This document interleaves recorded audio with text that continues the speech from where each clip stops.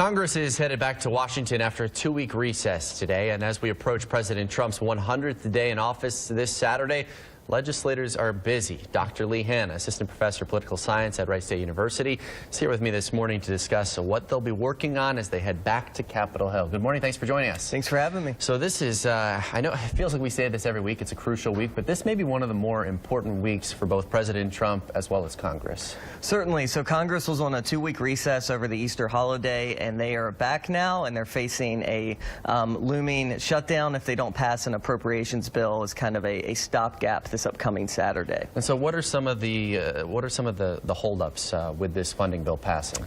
Yeah, that's really interesting. When this was first being talked about even a week ago, it was most people were giving a shutdown like a 5% chance, and that staffers in the background kind of had a plan moving forward, and they had made all their compromises. But it looks like the administration's kind of come in here and said that they're going to make the border wall on Mexico a big component of this appropriations bill. And that was, of course, something that President Trump during the campaign had said that Mexico will pay for. Mexico said they won't, and now we'll have to wait and see if Democrats will continue to resist that. Now, speaking of President Trump, he's also approaching his 100th day, and something he tweeted about on Friday, saying it's a ridiculous standard, but also still pushing things like, he says he's got a big announcement this week coming on Wednesday about tax reform.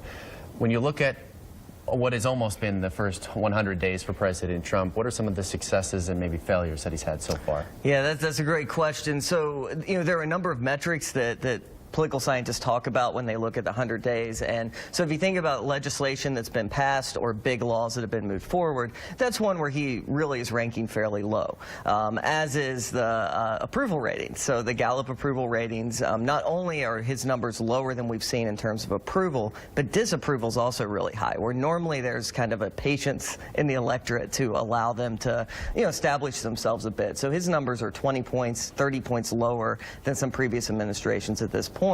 At the same time, his power as an executive in terms of regulatory reform, moving forward on immigration enforcement, he's been able to do quite a bit there and change the law quite a bit in just 100 days. Why is it that the 100 days is something that we talk about every single presidency? Yeah, so it goes back to FDR, and in that first 100 days with the New Deal, he passed over 70 laws, and it became this kind of benchmark or this metric to kind of take the temperature of the administration. 100 days, it's about enough time that some of your early priorities should have some possibilities of moving through. And I will say that there are one-term presidents who've had a good 100 days, and then it slowed down, like the first Bush administration. Clinton had a very rough first 100 days and was a two-term president. And so it doesn't mean everything, but it's one of many ways that we try to kind of get a reading. It's 100 days out of the next 4 years, so we have to keep that in perspective. Yes, absolutely. All right, shifting focus to tonight, Governor John Kasich will be holding a CNN town hall event tonight. It's happening at 10 o'clock tonight. Part of the event will be pushing his new path, Is America Divided or United? But Governor Kasich has said as recently as the last couple of weeks that he won't be running for office again, but some people are saying that this could be another chance for him to use a platform, too, to potentially build towards a 2020 run.